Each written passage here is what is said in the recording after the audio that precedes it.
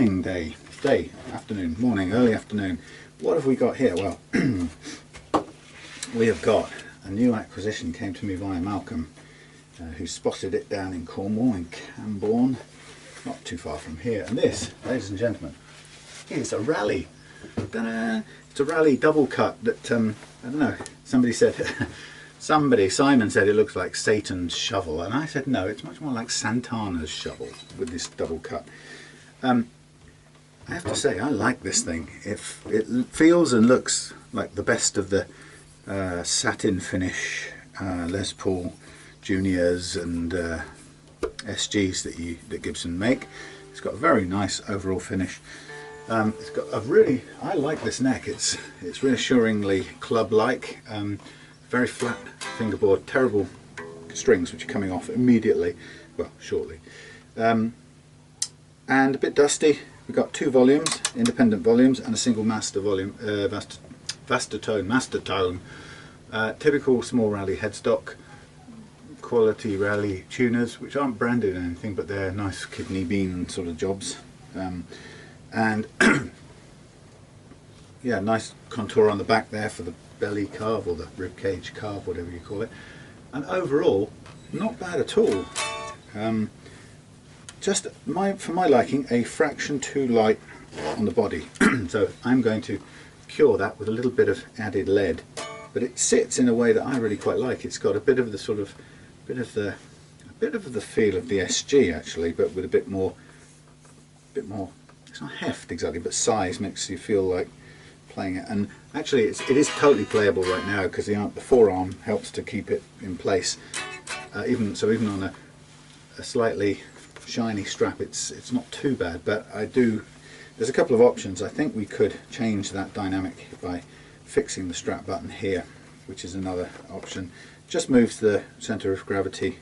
Well, it moves it back a bit that way by putting the center point here, or the anchor point there. But I don't know, I think I quite like its lightness, but I think I might put a little bit of lead in the space, in the cavity in there, but we'll come to that. Yeah, it's playing, everything works. It's got clip-on connectors inside the body parts. Even this is satiny feel. We haven't seen that on a Rally so far. Well, that's a matte feel, I should say. So it's a nicely appointed guitar. But what I want to do with it before tonight's jamming with the band, I'm going to get it ready to go.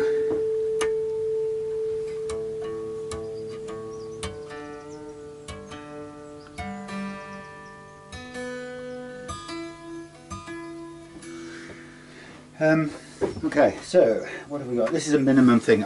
These frets feel they're okay. They're not too bad. What am I going to do? What am I going to do? I might take this bridge apart and try and find a replacement, because the G string on this is kind of ridiculously high compared to everything else. It might be that a little bit of a slot cutting in there would help that actually, or a bit more of a notch. It obviously already has one, so it might just notch that a tiny bit more just to lower it. I would prefer to replace, sorry, you're probably looking at me. I think I'd prefer to replace this, if I were to keep this guitar, even if I was selling it, I'd prefer to replace this bridge with a roller bridge, just so that it's more, it doesn't kind of drag strings across this fairly sharp top point. But as it stands right now, everything about that works, except for, oh look, I happen to have a triangular file in my hand. So look, since I can either replace this myself, or I can take a little time to make an amendment. Now I'd need to just carefully polish that out a little bit, make sure it's miles high. What a horrible thing. Oh, and we've got a rattly loose thing over there. So anyway, I will take care of that. I'll make sure that sits where it should be, or we'll replace it with another one. I don't want to cut too deep a slot in it.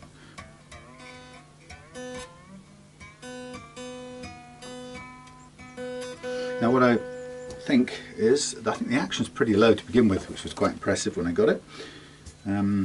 In fact, it's very low. It's sort of SG territory here. Oh, my eyes are tired.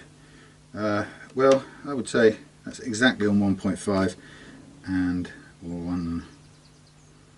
1.5. So I'd want to go down a fraction on this side, but when I do, I can be pretty certain that what's going to happen is we're going to ground out. I know it's already doing that on the E, but pretty much I like it. I like everything about it. But let's do the regular thing to it. Let's just get straight on. We'll paint up the action is where I want it, the relief is where I want it, the strings are going to go in the bin shortly. Let's get this. Ooh, it's going to need a bit of a clean up too, but let's just do the sort of so-called destructive thing first. Let's get the fret leveling done. Now we've got the action where we want it, and this will clean up the frets. Obviously it takes a little bit of time, as you know. It's funny, I was reading, I treated myself, inverted commas, to guitarist, or is it guitar, I don't know, which is a big glossy thing, £6.50 or something, £6.99. Anyway, and I was just reading through, and I like, you know, it's nice having a coffee table magazine once in a while, you know, with gorgeous pictures of lovely guitars, and then I think, you know, more interestingly, stories from guitarists and musicians about how they play and, you know, how things are for them with different instruments and equipment and stuff, and it's a nice read. But I listened, or I looked at their answers, questions and answers session, you know, for people writing in about action problems.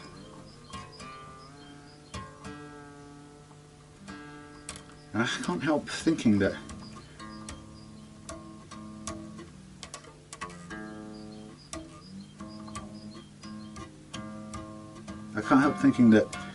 the answers were so woolly.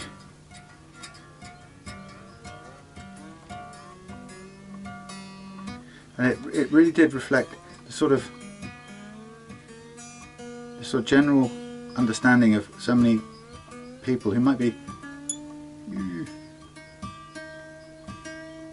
could well be experienced guitar players, but people who've grown up with, I suppose, the sort of conventional wisdom about setup as through, you know, you get through the forums and stuff. And it's sort of interesting because, you know, I'm not critiquing that from the point of view of mine is the only way or this is the only right way, but I'm critiquing it, I suppose, from a point of view of it's really unclear for a guitarist who's written in, or you know, or somebody come reading this thing about, oh, I've got this problem with my guitar, what shall I do? And then there's this sort of slightly mysteriously kind of ranging all over the place sort of answer, which if you were the person with either no direct experience of doing this, or a person who was quote unquote suffering from, you know, too much contradictory information floating around there, which is definitely the case in the world of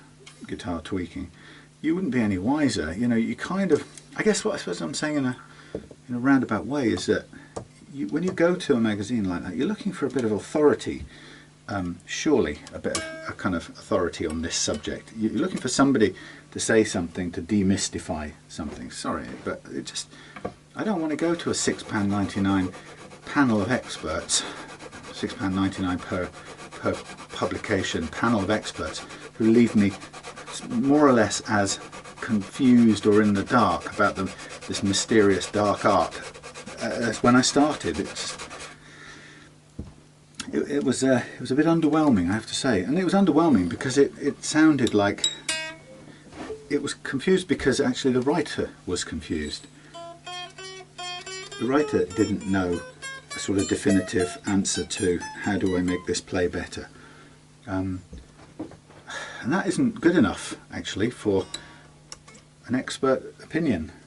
You know, and the point about this is that it's all very well being kind of all democratic and saying, well, you know, there are as many opinions. Well, they didn't even say this, but even if you kind of argue by saying, well, there are as many viewpoints on how to do this stuff as there are days in the year. But the point is, there might well be, and like I never said that my way is the right way, but what I can tell you with authority is how this works and why it works when it works. How much have I got on here? Because this is very low. Let's just double check I haven't gone too low. Good. That is 1 mil. I have gone a bit low. Yeah, so it's, you know, I guess you really are looking for somebody who tells you something that has the authority to help you, that you feel, you know, at least vaguely confident is gonna get you out of that spot. And I just didn't get it from that magazine. It wasn't because of anything that was said I disagreed with. It was just clouded in mystery, and it didn't feel to me that it was commensurate with an expert or an authoritative position on something. So I don't know, just I guess it was kind of nearly there. We've got very low action, so it is going to test the ability of this neck to get down to that action. But yeah, you know, it kind of reassured me a little bit that, you know, while I often say that my method, this method, it's not even my method, this method isn't the only way of making a guitar play better. And lots of people do it successfully every day, different ways, to a point that they're happy with. I do like the fact that I can explain why I do it this way, and actually after 500 to 600 or more than 500 setups done this way, I can confidently tell you why it works the way it works.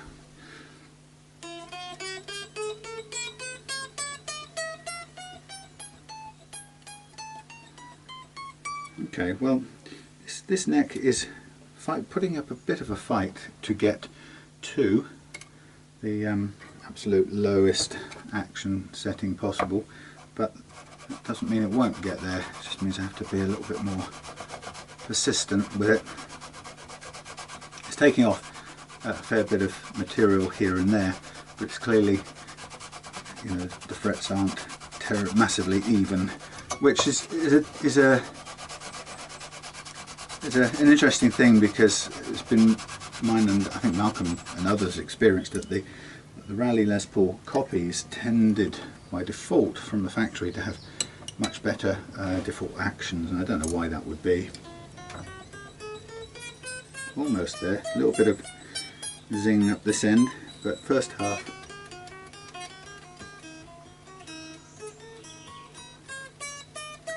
A little bit more in the middle. Yeah, the Les Paul copies tended to have really spectacular playing actions whenever I got them, and I don't really know how quote unquote out of the box that is. It could have been worked on, but they were almost universally good, whereas the other models like this didn't seem to have quite the same levelness of frets, which was okay, because when they, you know, once you set them up, they're still fantastic budget guitars.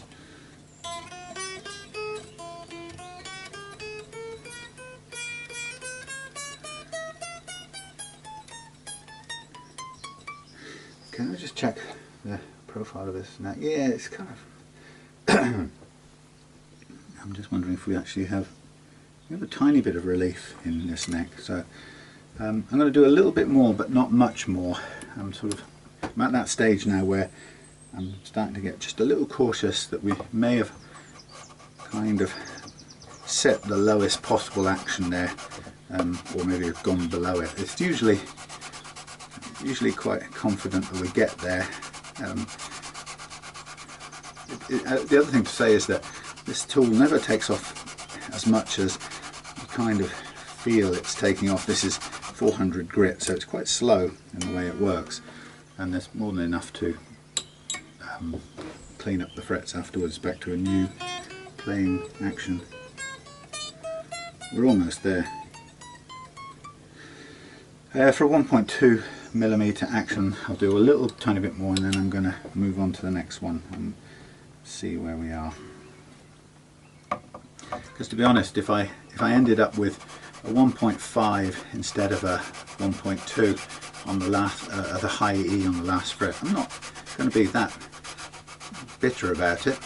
It's still a good action.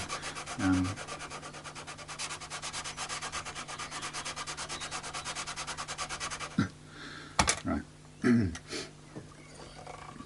Can't wait to get these luminous strings off, fluorescent strings off. I mean, they look kind of almost there. Alright, go on. One more little swipe because we are so close to being there now. Yeah, they kind of look cool, and I reckon for maybe a couple of sessions when they were brand new they would play well, but they're all falling apart, and the the luminous fluorescent coating is now falling off and coming off everywhere, and it's a grubby mess, frankly. So I'm kind of looking forward to getting shot of them.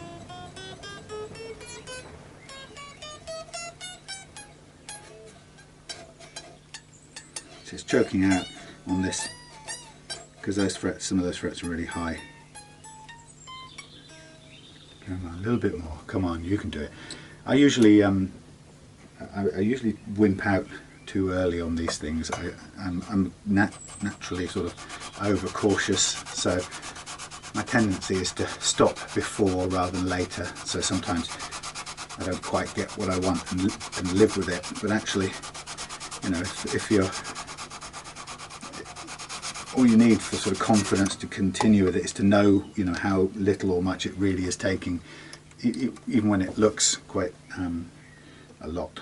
You know, you have to be confident that the actual height isn't that hugely.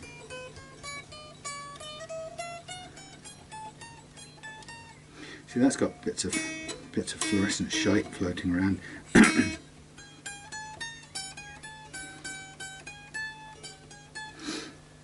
A tiny bit more attention to this end.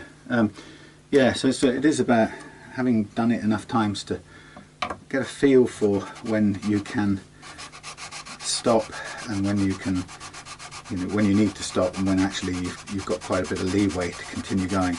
I mean, the point is that this amount of leveling on the frets up the top end here they're going to require me carrying on this way, because you can hear that it won't bend yet, and that's because the frets are uneven enough that at this low action we run out of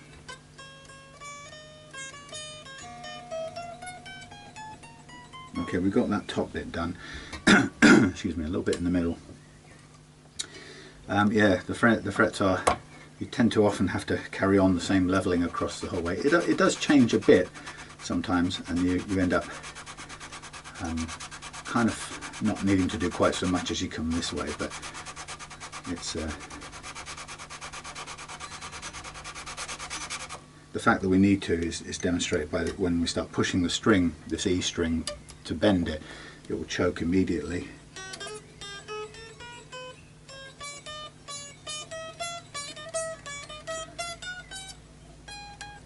So we've got a little cluster here, so I'm going to concentrate on the 12th fret a little bit, and then I'm going to move on.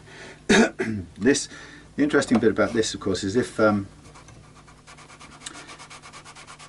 we get to this point and we just don't want to level any further, then a tiniest action increase on the bridge will take care of this little choking, or this little bit zingy bit here on the 12th-ish fret.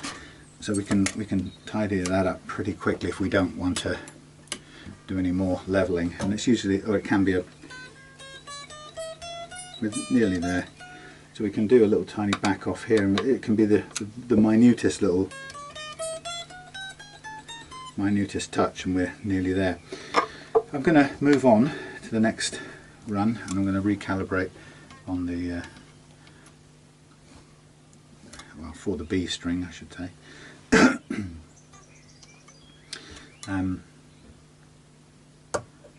Make sure I've got, see, I probably need a little bit more curve in that. As you use this tool, you can often find that the tool just unwinds a little bit as you go. So what was matched at the beginning of a bit of fret leveling can then be just slightly out later on. It's quite normal because you're turning, you can be turning this bar as you're handling it, so it's always good to continually recalibrate. I regularly get questions about what kind of truss rod to use, and because I think in my ebook I recommended a couple of different things. I mean, in a sense, the ideal one is, you know, easily the length of the neck on an average, you know, a full Strat scale, not baritone, but you know, Strat 648 scale, which this isn't, but you might want a 640 at least truss rod to do it with. Sorry, not 640, 440.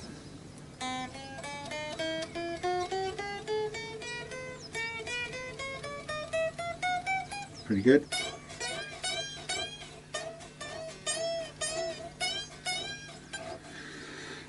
Pretty good, but it's still, well, it's choking the bent ease, but a lot less than it was, so that's not bad going.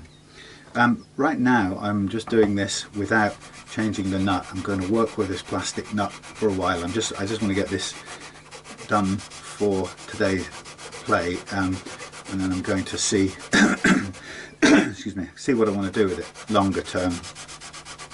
If I like it as much as I kind of suspect I might like it, I may keep it. I may put some bigger jumbo frets on it, or you know, change the nut or whatever. But if it's playing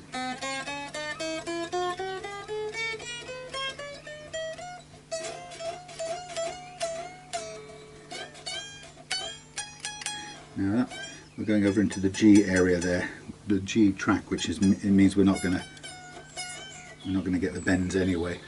Let's go to the next line and clear that out. I suspect it's going to get a little bit easier as we go.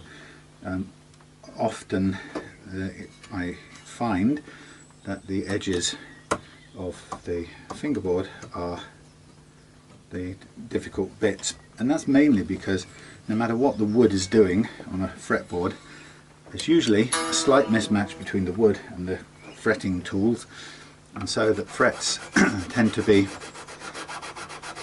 kind of the absolute radius, the radius of the frets tends, in my experience, to be governed by the fretting tool more than the underlying neck. So let's just say, for example, if I've got a neck that I've re-radiused, a fingerboard I've re-radiused to 9.5, and then let's say I'm trying to re-radius it to 9.5, and I get it to 10.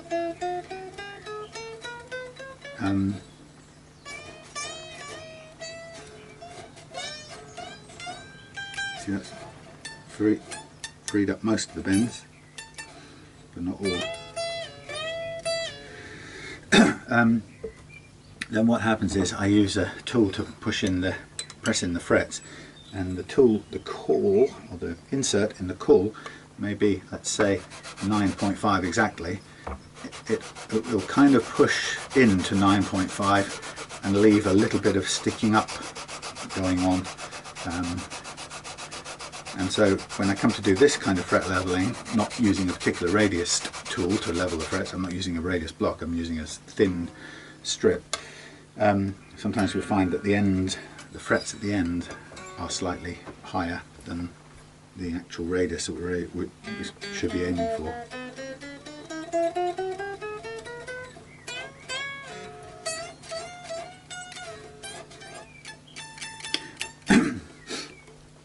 Getting there. I'm just going to go back one step a minute and just do a tiny bit more in this B track. But yeah, so it's an interesting. Somebody said, kind of asked, or implied, or suggested, asked whether this method was more or less difficult than any other method, and personally I don't think it is. I think you do need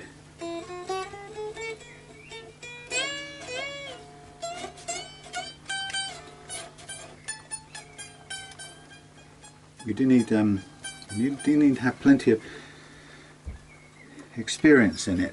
Well, you can only get it by practicing, but the more experience you have, the more comfortable you get in sort of evaluating what's going on and what needs to happen next. Because there's no sort of set thing. You do need to be quite responsive in this method. Unlike with a radius block, you just stick it on the top and pass it over and away you go. You basically, with a radius block, you're saying whatever lies underneath this, I don't really care. I'm going to let the radius block impose the radius of the block onto these frets. And in a way, the bracket, there's a parenthesis on that, and you're saying I'm going to do that bracket regardless of how much metal it's going to cost. With the radius block, it tends to be pretty hungry. So where this is sort of in stages getting to where we want to be, the radius block just goes, anything that doesn't comply, it rips off, and that's your lot.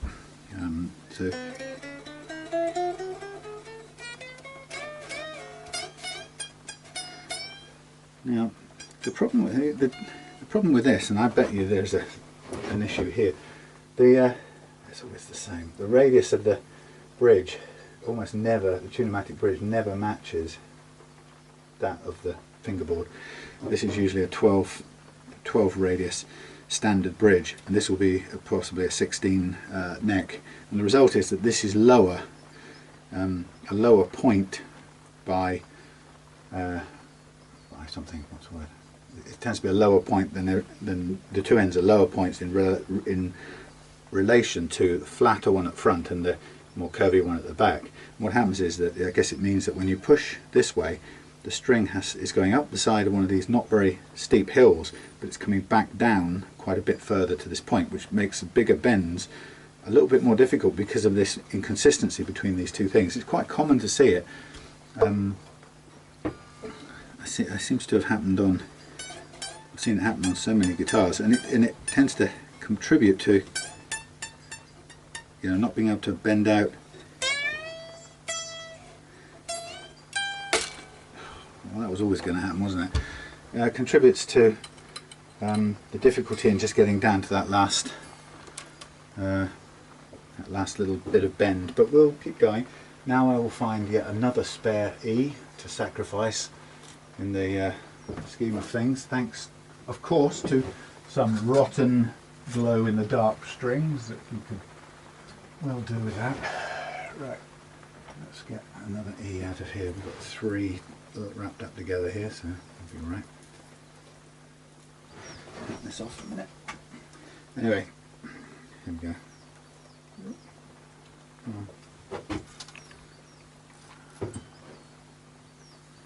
Thank you. Caught in the cotton of the towel. Nice one. Three. Have I made? Yeah, I have four here in a little cluster. That's useful though, because I'm continually breaking them like that. And this is courtesy of Rotor Sound, who in their normal single packs of strings tend to put in a spare top E, which, as you can see, for reasons like this, come in very handy. So this will get sacrificed. I had a pleasant surprise yesterday. Sold another one of my Oakcasters, single cut one this time, which I've sold actually quite a few of in total over the time, but they're not something I expect to sell very quickly. They're quite particular taste for some people, not for others. Anyway, yeah, so I sold one to somebody who's either going back to live in the States or is going on holiday in the States. So even though it's made with rosewood, they're should be able to just take it as their personal guitar. Oh, sorry, the fingerboard is rosewood.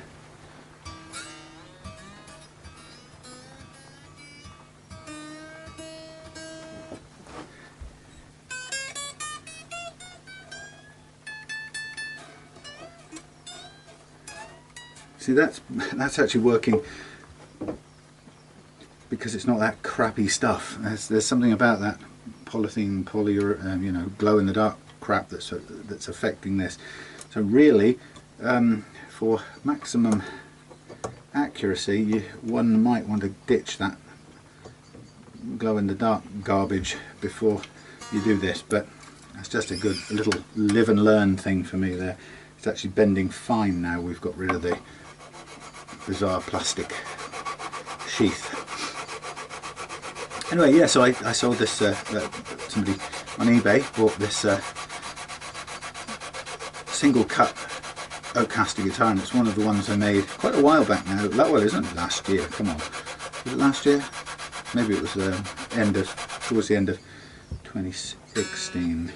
It might have been into 2017 actually. Anyway, it's been sitting on a peg indoors for a long time, which is quite good in some ways.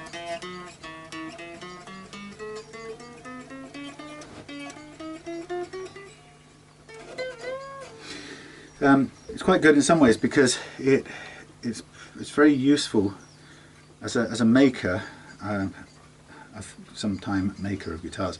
I'm much happier if the guitar gets to sit on a peg for a year. I know it sounds a bit mad, and you know, if you're trying to make a full-scale living or run a business on it, that's not a very good economic model to have things sitting around. But for a small maker, there's something quite nice about having the guitar sit for a year and to just be able to check it every now and then and play it, test play it, make sure nothing's changing.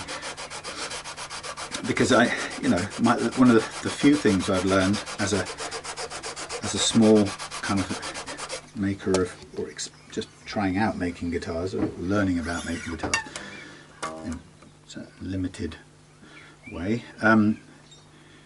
One of the challenges I've found, I guess it applies with setups as it does with making guitars, is that if you get anything out the door too quick with the setup or a build, things can change a little bit immediately afterwards. So with a setup, I found more than once that truss rods can take some time to catch up once you've adjusted them, and actually if you're hurrying a turnaround, even if it's usually not particularly because the customer wants it, it's usually because I'm kind of wanting to be really efficient and get it back to them in a really nice quick turnaround. But if you risk doing that, what can happen is it continues to slowly adjust the neck relief for a couple of days as it's travelling, and then by the time they get it, because we're dealing with such tiny clearances, you can find that it's now got a bit of buzz picked up because it's flattened out a bit more than when you sent it.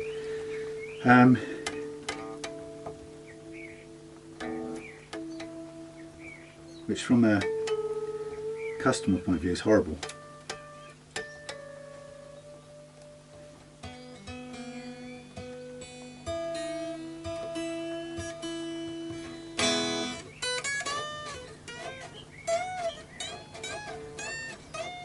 Yeah, and and overall, when all's said and done, if I'd have just waited a day and just made sure I tweaked it, and checked it before it went, then the customer experience in those few cases would have been, delight as opposed to, ooh, what's happened? Because of course the customer doesn't appreciate quite the same way how tiny these clearances are when you go for a very low action. So in one sense I kind of increase the likelihood of that happening by specialising in ultra low playing actions, but then on a then I've learned that I need to hold on to the guitar a little bit longer and slow down my return time, and it's quite counterintuitive for me because I want to be the efficient guy who gets it beautifully done and back to you. So like I say, I've learned to hold on to it and slow it down. This isn't a problem now because I'll go and play this tonight and sort of discover any more flaws or whatever as I'm playing it. And I also haven't done any adjustment to the truss rod. The other thing, the same kind of thing applies to guitars I've made, and one of them, I know that I was when Russell Mendoza Smith came over to buy an Oakcaster a while back last year. It was last year sometime, May or something, and I had only barely just finished the one he ended up taking, and so he took that kind of before it really had a chance to settle or sit or whatever. And as it happened, I dropped it, caught it with my foot on the bench, and it hadn't suffered any kind of appreciable, noticeable damage because I was lucky and I caught it. This is before he came to buy it or look at it. And so I kind of assumed everything was fine. But what I didn't take into account, and what actually happened, is that the drop had, as quite often happens if a guitar falls over or falls down somewhere, it often, the resonation, the vibration or the impact, the energy, there's like split in the fingerboard here, but it's not major. It's like a split in the body of it. Yeah, the drop can often split the fingerboard, or begin the split of the fingerboard away from the oops, changing the action. It doesn't really matter because I can reset it. I'm just getting some of the grime gone for a minute. Yeah, so the dropping it can create an oscillation which kind of, instead of snapping the wood, parts the glue joint. And that's what happened on here. So he went away, played a gig in Morocco, I think it was, and pretty much after that gig he reported back saying that the fingerboard was starting to come away, and you know, sort of got him to send it to me back straight away, and we had time and planned it very carefully and got it fixed and back to him in time for his next gig. And actually basically just made a completely new neck for it and fixed the other one, so I sent him back two, both of which were good. So he had a spare basically after that. Let's just give this a pull. See this isn't going to sit any lower, actually a lot. So I'm going to see if I've got another one that begins being slightly better than this, but it would be best solved with a roller bridge. Tune-o-matic is just a horrible device, and you know, if you watched any of my videos you'll know how much how much I dislike this thing all round. I mean, the only way to use this one to get the height adjusted correctly is to just continue cutting that little notch into it and sanding it so it's smooth, which you can do. And if I can find another one that does the same job, I'll do that. Well, this is a bit gritty. It doesn't matter about the action now. The great thing about doing this kind of setup is you can do anything you like with the components.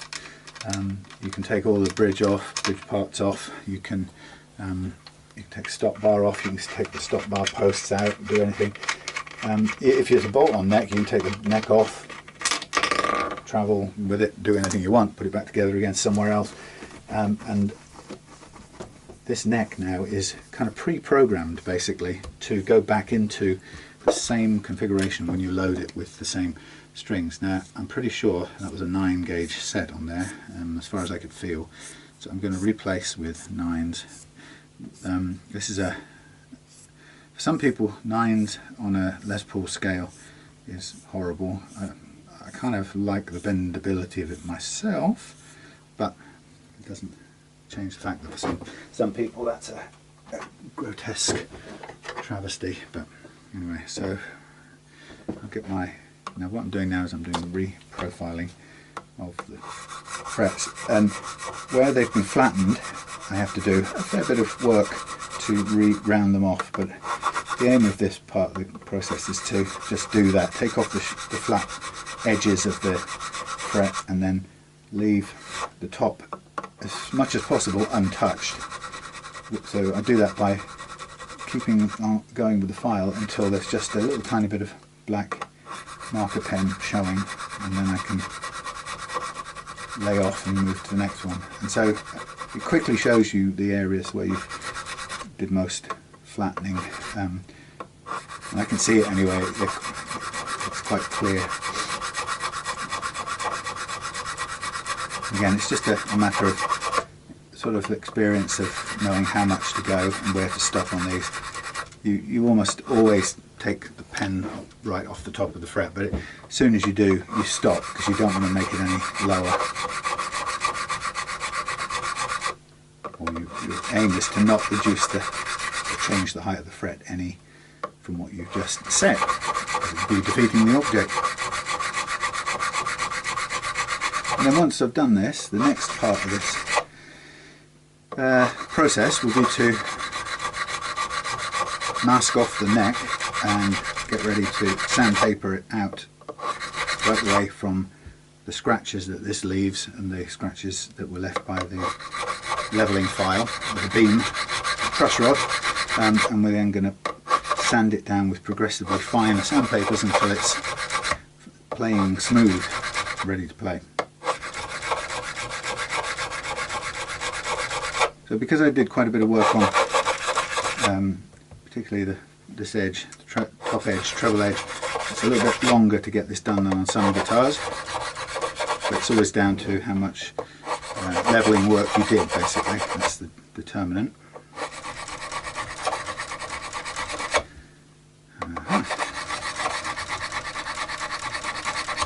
So I've got a weird one this week. I'm going to be taking Claire up to Salisbury, central or middle England, on the way to halfway between here and London, I suppose, on the old road. So we're going up, and she's due to have a spine surgery on Thursday. So I'll be staying up, long enough to make sure she's through the surgery and out the other side, and then she's going to stay a few days up there, but I'm going to drive back, and then other family members will be calling in, keep her company. Might be in for 2 or 3, 4 days maximum. But the weird thing for me is going to Salisbury, where just last week that Russian ex-secret agent spy and his daughter were poisoned with nerve gas, or nerve toxin, or whatever it was. It genuinely feels a bit odd to be going anywhere near a place. Sorry about people who live there. It does feel weird to choose to go drive towards a place where that happened. And I feel a bit nervous about that. Not only because nobody actually knows the extent of the contamination of it. But hey,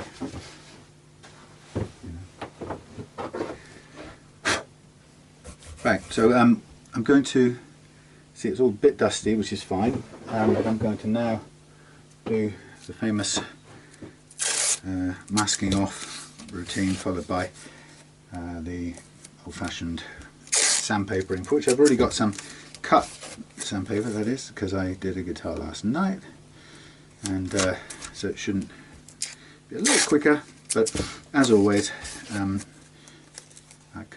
I tend to go off camera for this just because it's a sort of relatively boring process. So it's noisy as well, actually, and it's about half an hour of aerobic exercise for me, with a lot of scraping, sort of polishing noises.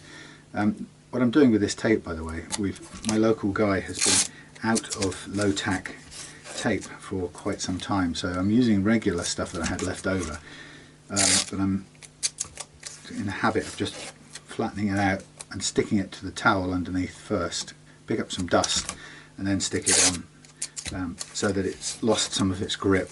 I just need it to protect the surface, but it's a good habit of not having it so sticky that it either, connects or runs any risk of pulling off any finish. Now, it won't do with a modern guitar like this, but it's always a good habit to follow, because some older guitars, even like the Antoria acoustic down there, archtop, it's really good to, I guess, start from an assumption that it might oh, by the way, I haven't finished. I'm going to do something. Yeah, always good to start from an assumption that it might risk some of that finish flaking off, so we can try and prevent that as much as possible. Now, while I'm at it, while we're here, before I go off camera and do the other stuff, I want to show you inside here, but I want to do it because I'm going to fix some lead into this little baby, and so I'm going to need to just gauge the size of pieces of lead I can work with and where I'm going to put them. So what I found in the past is a bit of lead with some Velcro, so it tends to be quite usable. So first of all, shielded, good. We've got a cavity done with conductive paint, which is great. I think we've got a loose, yes, we've got a loose jack socket. Now, good thing about that is before you go any further, I've got a tool that makes that easy peasy. Got another thing somewhere. Oh, there it is. So I bought this. This is one of the tools I bought from StewMac. Is this, and it goes. It goes into here. And which way am I going? I go to. I put it in. I turn it back, and it holds. And then I can get hold of. If I can get into this recess, I get hold of the nut. Don't tell me it's not going to grip it. There's almost not quite enough room, but there would be if I went a little bit further. The only downside is it's not a lot of grabbing room. Let me just see if I've got a better grip with something else. I prefer to use these if I can, because they're a bit more reliable and they won't, hopefully won't strip off the nut, but there isn't an awful lot of bite room on here, I have to say. But anyway, the nice thing about this StewMac tool is it holds the thing in place, and then when you come to release it, you just turn it the opposite way, and presto, you've got a done up. Now, it wasn't cheap, that was about 30 quid's worth of a tool, but every now and then, for example with something like a semi-acoustic, a semi-acoustic like a 335, when you just cannot get behind there. Here I can get behind because I could have taken the unit off and pulled it out and held the thing, but with a semi-acoustic you've got, short of pulling all the electrics out through the F-holes, you really don't have a chance to do that. So on a guitar like that, this thing is invaluable, and it really is worth its weight in gold when it comes to it. But that's what StewMac are really great at doing, and they make these incredible tools that you kind of only need once in a blue moon, but you'll be grateful for them when you come to that occasion. Now, what am I looking for? I'm looking for some lead belly, and I'm looking for some Velcro, and I'm looking for some Gorilla Tape. Occasionally I've done this with screwing some in on bigger, less cared about guitars. I've actually screwed some lead in there, drilled some holes in the lead, and so often I make a little pouch packed like this. There's an example of one, and it's got the Velcro on it, but it's sort of worn out. Now, just looking at the space in here, that's actually feasible to go in there. It doesn't really need, don't need to do too much else. It's gungy old stuff, so I might want to put some new Velcro on. In fact, I will, and I'll put a bit of Gorilla Tape around it, which is a bit tidier and nicer. But there's a lump of stuff, and there's one already made as well with Gorilla Tape. So I've got a couple of ready-made chunks, and then I have a load more. Oh, hello, gold tunematic bridge. I don't know why that's in there, but hailfire. Right, so let's do this longer one in a bit of nice stuff. Let's go this way, let's go that way. Put it down. Of course, it won't cover it over completely. This Gorilla Tape is really tough stuff. I like it. Sort of making a little wrapping project.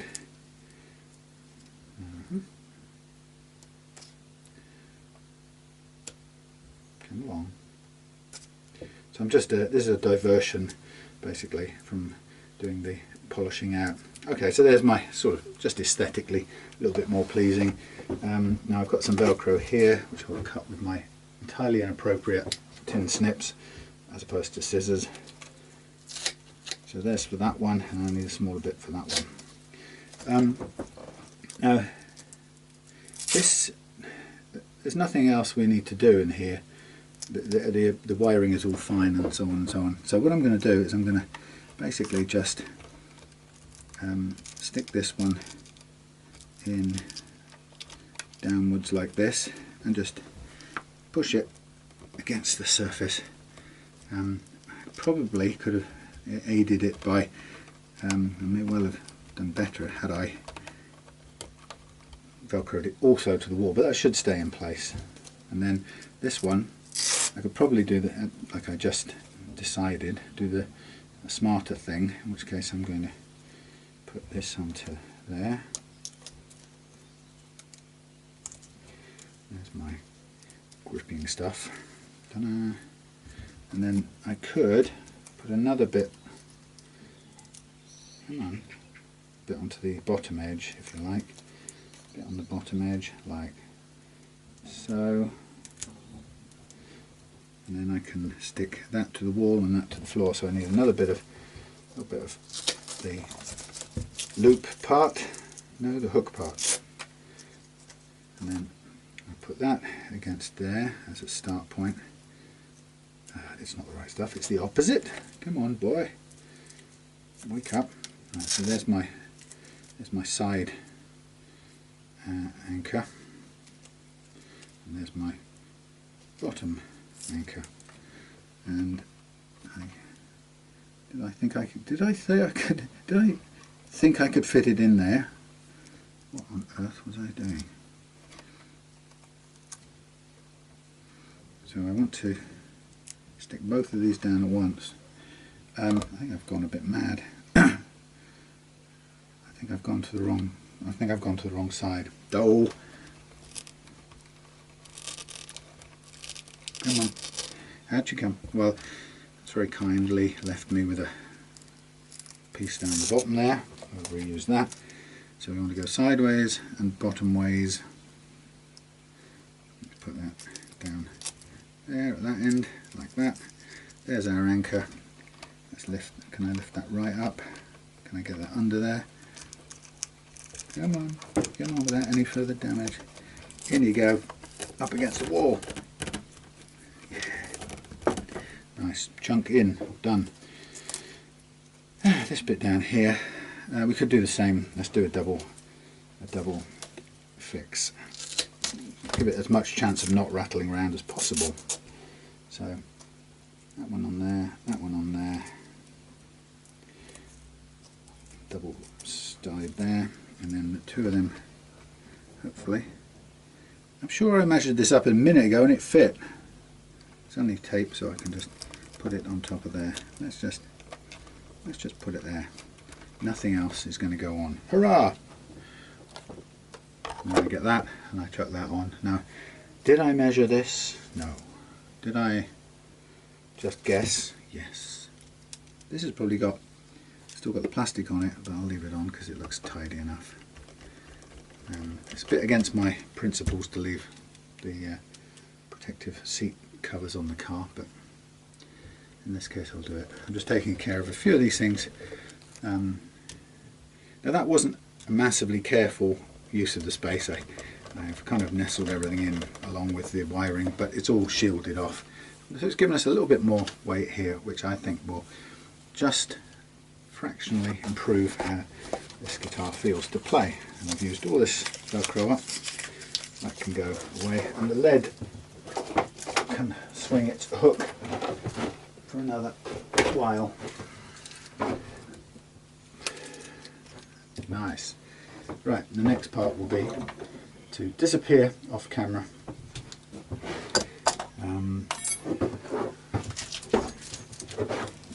Continue to mask off the neck, and then we'll be ready. Oh, there's another little thing while I'm at it. I don't know if this is going to require any remedial work. This is going in a bit at an angle, so I don't know what's quite what's happened here. It's had an accident or something. That's pretty tight actually. I'm quite happy with that. That's a bit moving. Tighten that up. Okay with that. Alright, so boring stuff.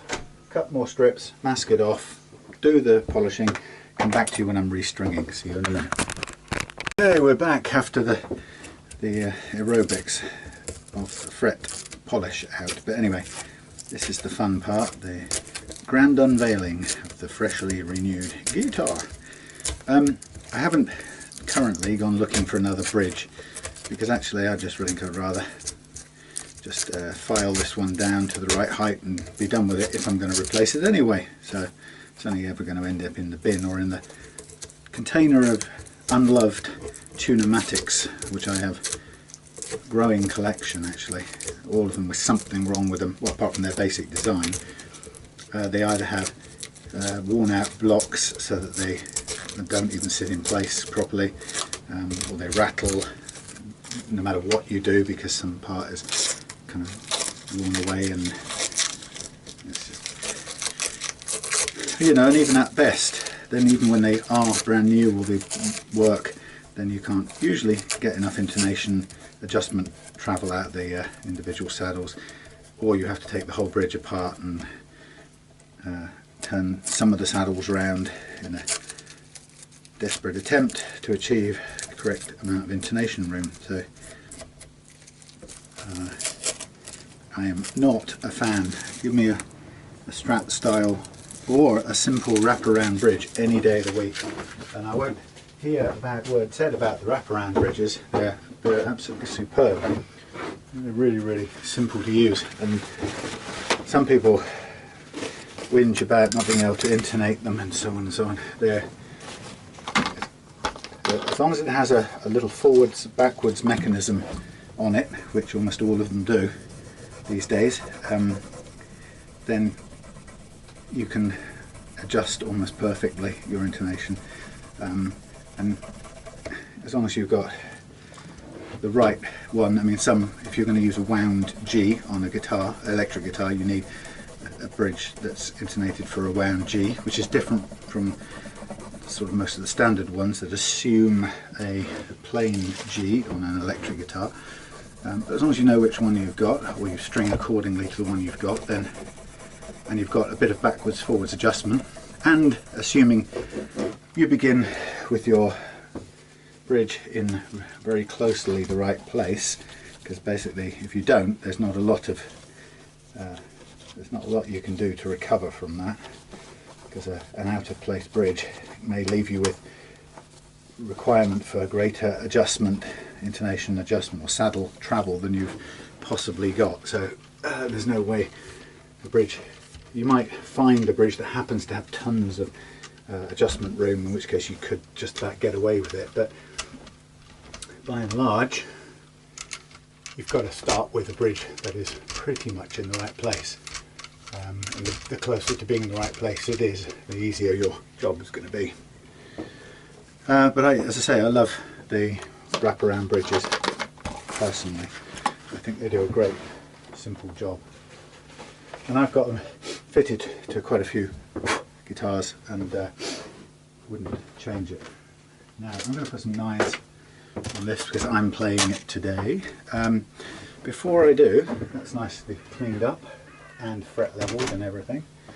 Before I do that, I'm just going to do a little bit of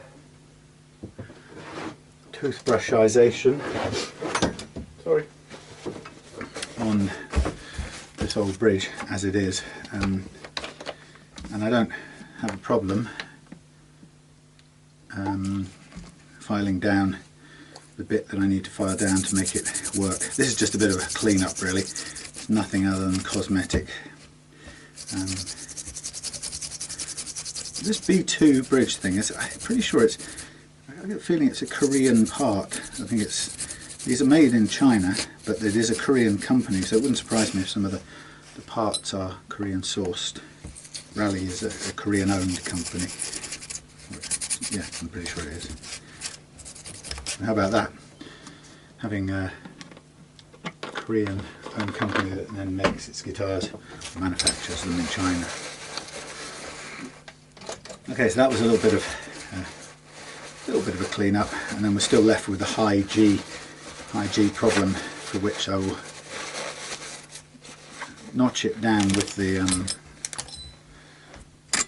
file, and also Probably just need to get some sandpaper to round it off so it doesn't cut the strings. Okay, so into the bin. Okay, there's my white, blue, white and red. My roto set. I will bring a bit of oil over. So this is now all the way down. I've rearranged everything up there, hence this has just dropped on me. That's what I did with that Oakcaster guitar I was telling you about. Caught it like that as it fell from here, overbalanced, and I caught it, but I don't think I've had that happen before, by the way, with the neck. If you do have a drop on a guitar and you're pretty sure you've got away with it, like I said, it's more than once it's happened to me. When a guitar's gone over, the force of the fall sheds through the neck by means of the bond between the fingerboard and the neck maple or mahogany or whatever it is coming apart, and it's good that it does that, because the alternative is for it to snap quite catastrophically. So while it can be inconvenient in many ways, it's actually a fail-safe in some ways, because re-gluing a fingerboard that's coming away can actually be is a relatively easy thing to do, whereas if it sheds that force by means of snapping something more substantial, then you don't have much chance. Okay, so let's get these back in. So I'm going to take this to a jam tonight and just get a feel for it. I think I'm sneaky suspicion I'm going to really enjoy it, because it already feels good, and it's going to feel a lot better now. So I'm going right down to near the ground, back up a couple of turns on each and start there. This was facing forward. I'll go with facing forward since that's what it was. Doesn't matter either which way. You can do it either way you like. So here we go, restring time. And yeah, these will be my bendy nines, so I can bend strings.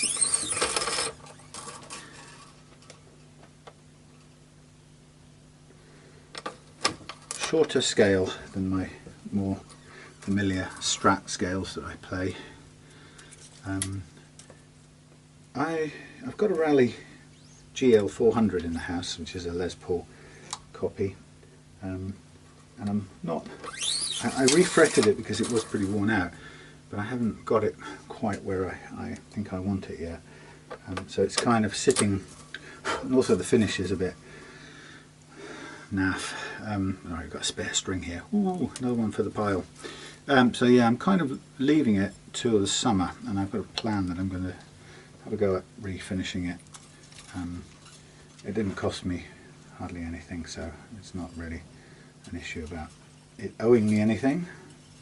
Come on, thank you. There's the spare. Stay there. Yeah, so it doesn't it doesn't have to be sold in any hurry. But yeah, it could do. I want to refinish it, and I think it plays okay, but I had a feeling of, if I was going to spend a lot of time on it, I was thinking about maybe I had a set of gold Evo frets, and it's got gold hardware and all that stuff on it, so I thought it might be quite cool to finish it with the Evo frets, and actually it probably need rebinding as well, because I could really do with, I think it could do with cleaning the slots right out. Although I do have a little set of drill bits now, which should allow me to do a lot better job of that than previously. It can be just a microscopic amount of gunge in the slot, trapped in the slot anyway, can really mess up your ability to seat new frets.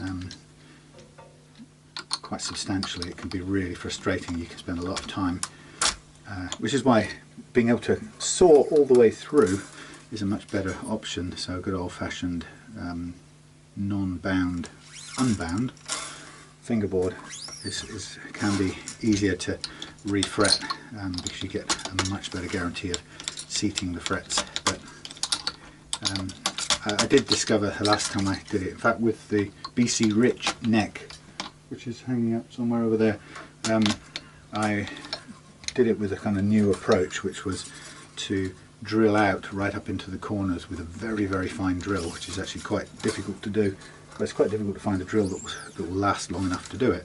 But anyway, I drilled right up to the edges of the binding, which actually, my experience was that it gave me a really easy or a much better prepared surface, you know what I mean, or slot to fret into. So I was very pleased with the outcome. So I will be doing that again, hence I bought a bunch of little drill heads bits to do that, exactly that with, but I don't think they will last very long, because if anything small enough to fit into a fret, by definition is not likely to last very long as a drill bit.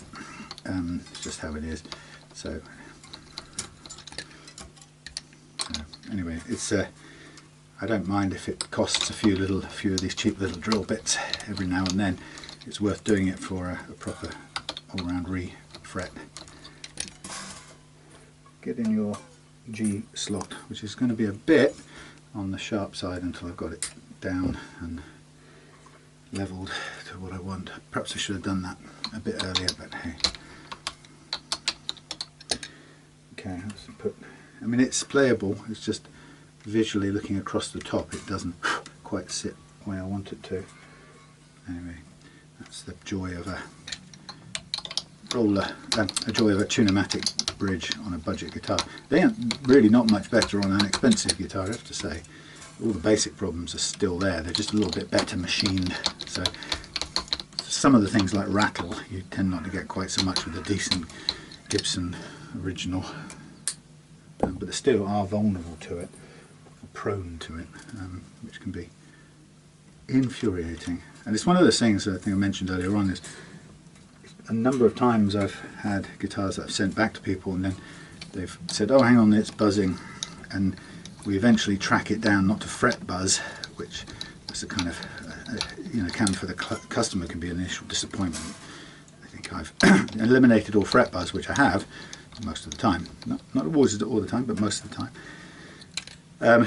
But then they hear something rattling and it really depresses and annoys them. But it turns out to be okay, we put this right on the deck.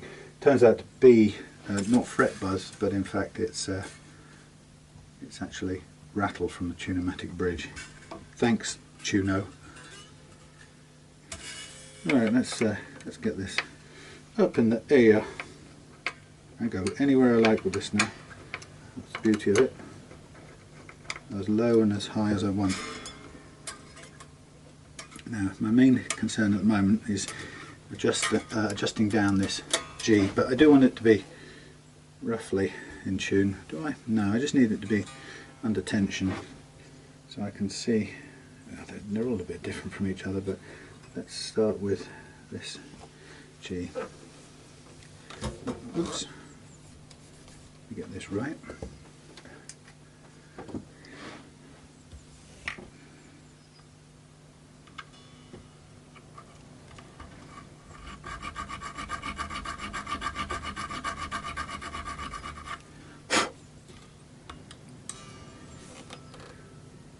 Yeah, pretty much on the ball. Okay, so before I do anything else, I'm just going to get me a little bit of 600.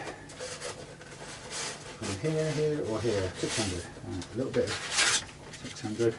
Thank you, donor. And I'm going to get in there with this here 600, and I want to just soften that out.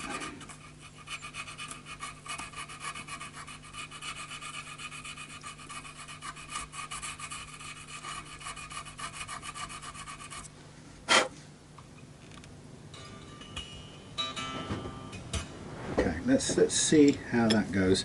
As I say, I wouldn't normally do that, but since I'm going to replace it anyway.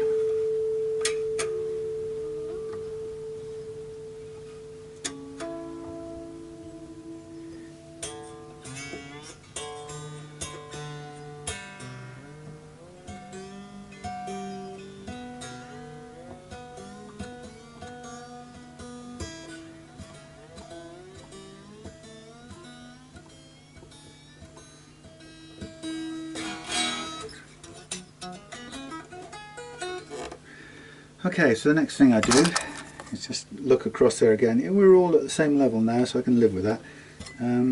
Let's go for the action now. This is way low.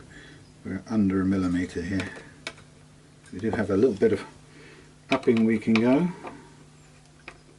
One turn up takes us to just over 1 millimetre, and then down here we're already at the 1.5, so we can go in a little bit on there, a little bit out on there. Hey, come on, do what you're told. Okay, I'm going to be gentle with the stretching for a minute, and then I'll do a bit more concerted.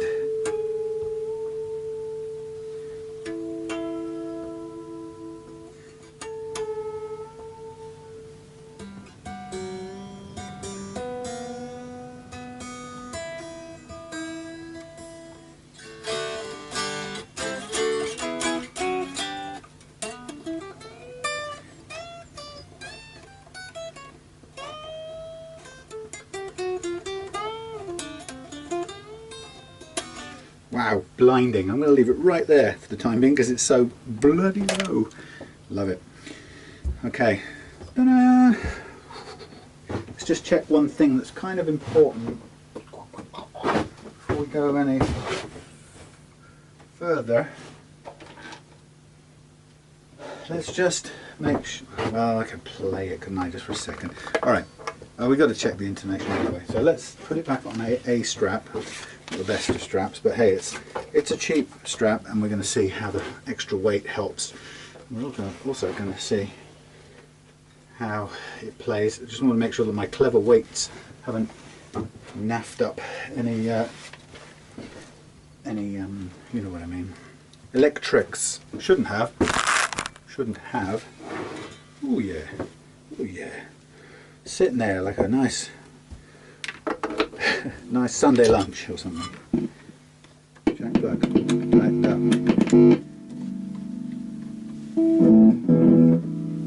Oh yeah, all good so far. Everything up.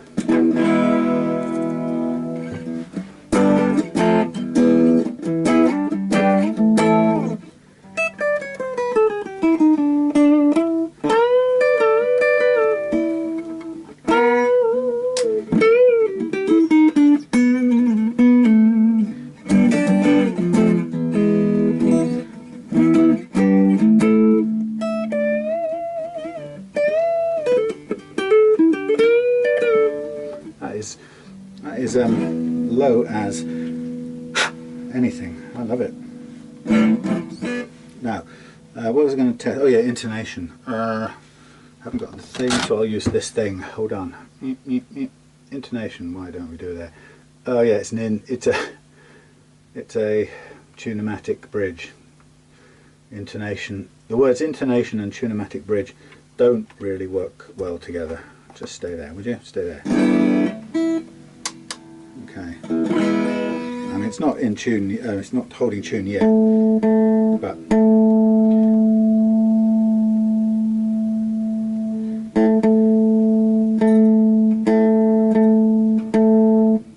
that's it's a bit low, a bit flat on the A.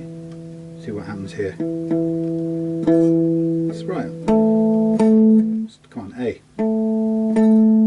Fractionally low on the A, low on the G. D. So, okay, well that kind of looks about right because it needs to come forward. Shorten me, please. Shorten me, my dear. Shorten me. Right, come on forward, you. Nip, nip, nip, nip, nip, nip, nip, nip. Should be somewhere close to it. More stretching to do in a minute, but this is just the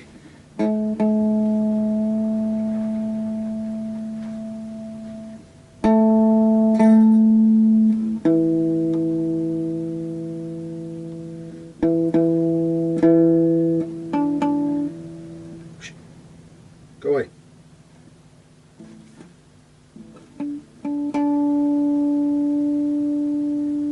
Whenever I come to this point, I'm always listening listening out for any pinging from the nut, because that is a very good sign. That's a good sign. It's an indicator of whether we have any. Oh, these saddles are just junk. Sorry. Let's try that now.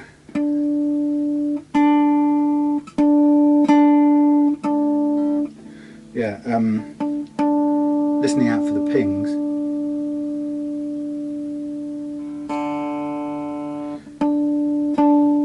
Will tell you whether you've got gripping nut slots. Ooh, come forward. Now this thing, I really must get rid of this saddle. It's horrible. Anyway, let's just pull this forward a bit as well. I'm going to get a balance going. Right, now, how do we look about this? That should be on, not far off on the treble strings.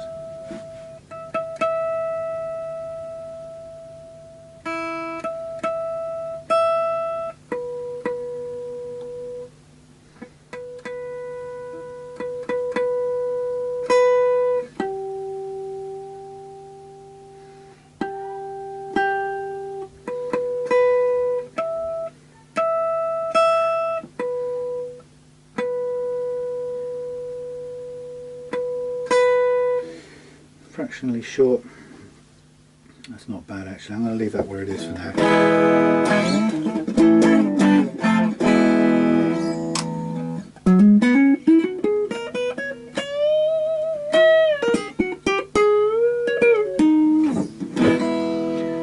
Nice. Right, now we're on to that's a quick race through the intonation.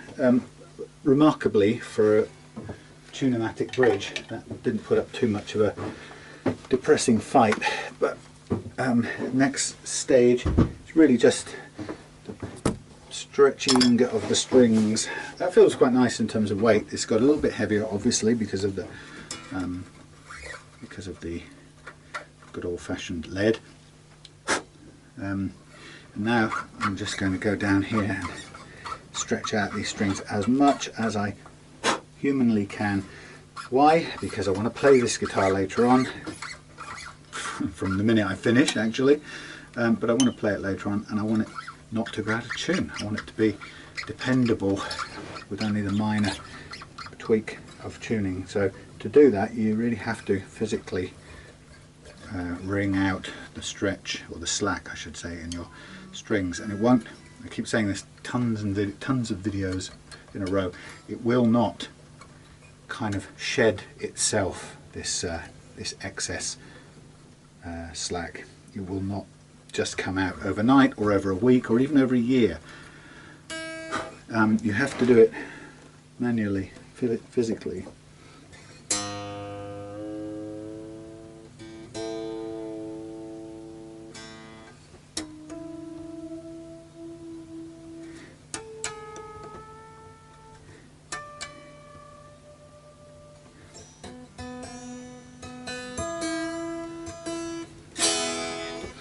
Yeah, you've got to do it physically, and you'll find that each time you pick up the strings and do this, it'll go down a little bit less, detuning each time you stretch it out, and then when it's finally reached its kind of stabilized point, you'll have got just about everything out of the string that can be got out of it.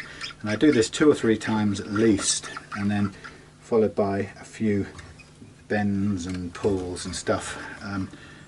You know, and once in a while I will break a string doing this, but from a guitar tech point of view, an occasional spare top E, which it usually is much better. The payoff for giving a customer back a guitar that's in tune from the outset and that stays in tune in their first hour of play. It's close to it now. It's just infinitely the payoff of that, or the positive impact of that is beyond money. You know, it's, why wouldn't you want to do it? So, and I've had guitars that have been bought and sold on eBay, and somebody's brought to me to set up brought to me to set up 2 years after they changed the strings, and I can still wring a handful of slack straight out of it, detuning it in the process. It's pretty stable now.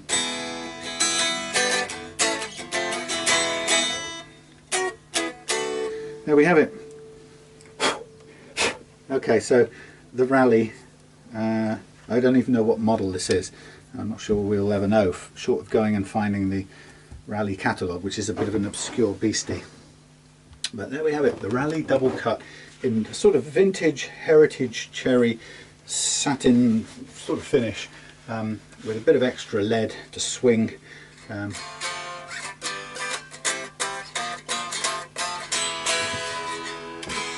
It feels like it wants to lean forward, but that's always the case when you have the centre mounted you know, strap mount. It always leans forward, and it gives you that slightly SG feel, obviously, because SGs tip forward like that too. SGs end up, the thing about SGs is they tip forward, so you always have that kind of feeling of looking at the back end of the neck while you're playing, which is quite cool. But they tip forward, but they also tip down, so your experience of an SG is pretty much always playing it like that if you want to play it without wearing yourself out in 10 seconds, because the amount of energy required to hold this neck up on an SG when it's falling over is incredible. You'd be exhausted in the gig after 20 minutes. So you've got to get this balance thing right, and if it means moving it, now in this case you can see that it kind of naturally sits up at this angle. If we were to replace the strap to here, the guitar would become a little different. It would kind of sit down more like that. So the first thing that happens, it tilts back that way. So it might be something I do at a later date, because I don't really care what it's supposed to look like, I care how it plays. And that pushes the strap button about this far forward that way. Now somebody else said something that I have never tried, which is a great piece of info. They said, you want to change the way this balances, move the button here. Now, I can't quite work it out, but I think if you put the button higher up there, more weight tips down that way, and if you put the button higher up there, it kind of logically tips the neck down. So I think the idea was you move it a couple of inches this way and you might find a completely different thing. But I quite like my bit of lead to add a bit more heft to this body, because even in this state, that's probably not much more than £5, maybe £5.5 or something. I'm just guessing, but it feels light. Which is great if you're going to stand around playing it all day. This is never a secure arrangement, because it's always sort of waiting to go doing like that. It never, because of the way we're shaped, it never sits dead vertical like that in perfect grip. You'd have to do something weird. You'd have to be coming over this shoulder for you to actually successfully do that. There you go. That's a bit safer. You could play like that all day, I suppose, but you wouldn't want to. So the strap button on there is much more to my normal liking, so I'll see how it goes today, but I may well find myself, I mean, failing that, you'd have to have one of those washers on here to secure it, which I don't know if I've got a spare one right now, but I do quite like the tilted forward on your belly SG feel, I've got to admit. And sort of you're playing around the front of the cliff. Gents of a certain age will know exactly what I mean. Okay, the only tiny thing left to do here is see where the pickups sit. They're actually fairly well balanced. I'll go a bit higher on the bridge because they're currently a little bit mismatched compared to the neck. But the neck's in a good spot. That feels about right to me. I think this is going to be a favourite, actually.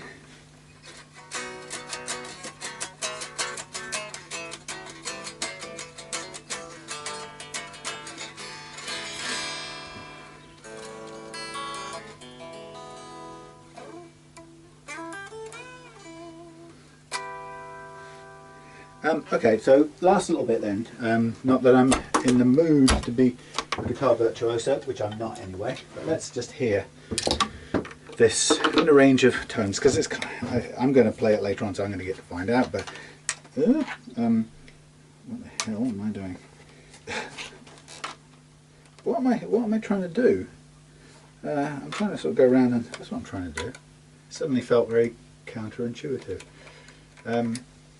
Yeah, so I'm going to play later on and I'll get to hear it cranked up, but here we have it in just test mode. So we'll go with really straightforward, low gain, jazz chorus clean. So, bridge. My experience of Rally pickups is that they've been very good so far. I've never really needed to change them.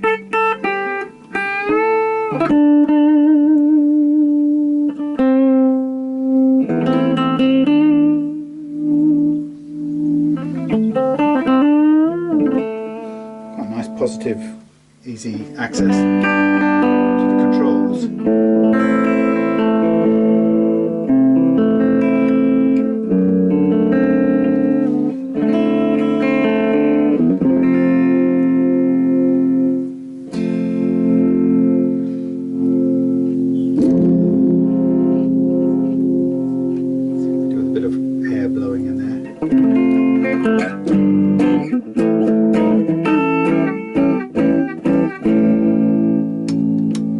Middle pickup, so 2 volume controls here, and they kind of interrelate, so both open, bit of tonal variety, both open, treble off, from bridge off, neck, then all off, crackle, then neck. Imagine ever using that.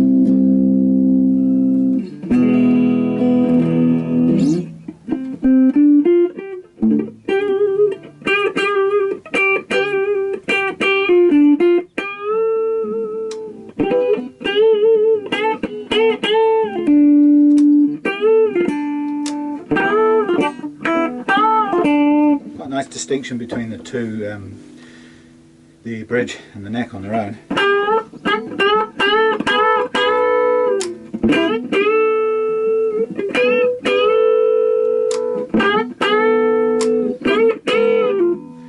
Fluty sound to it.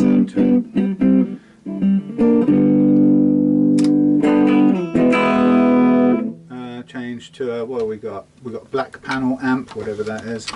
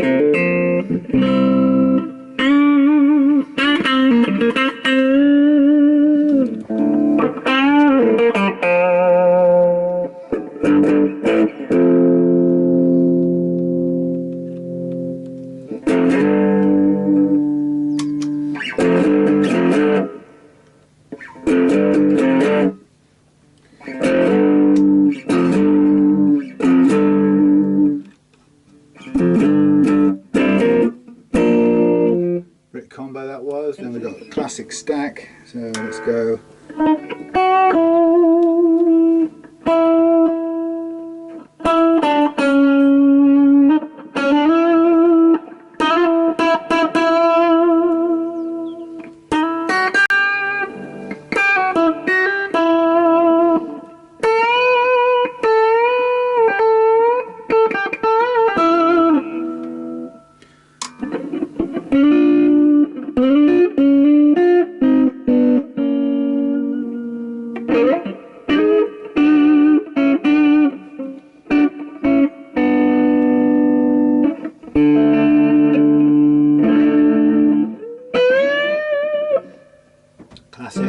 low gain, but put some high gain.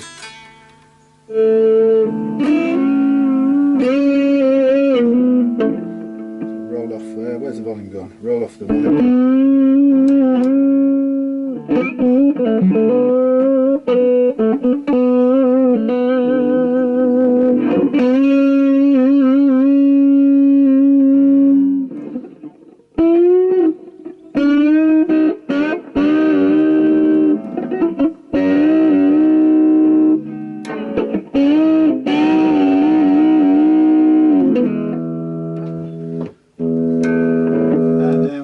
To a rectifier, which gets a bit mad. I think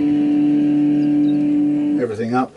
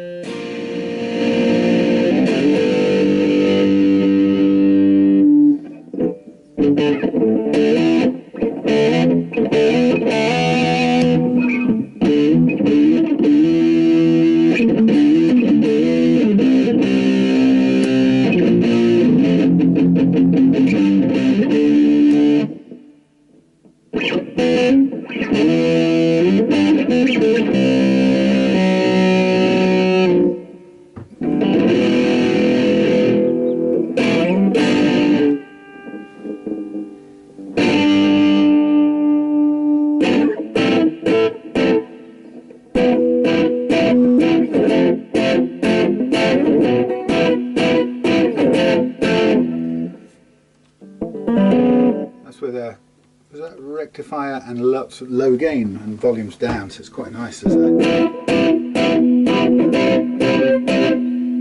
clash.